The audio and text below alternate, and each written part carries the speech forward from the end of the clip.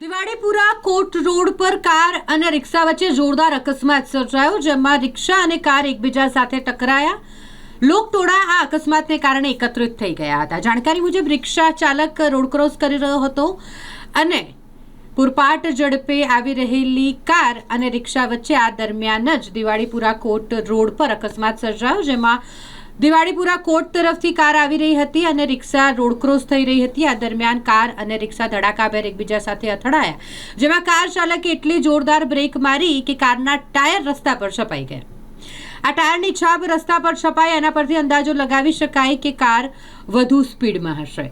જો કે અકસ્માત બાદ કાર ચાલક અને રિક્ષા ચાલક બંને વચ્ચે તૂતુમેમીના દ્રશ્યો સર્જાયા. લોકટોળા એકત્રિત થઈ ગયા હતા અને પોલીસને જાણ થતાં પોલીસ પણ ઘટના સ્થળે પહોંચી હતી. રાતની વાત એ છે કે આ અકસ્માતમાં કોઈને પણ ઈજા નથી પહોંચી. જો કે કાર અને રિક્ષા બંનેને નુકસાન થયું છે.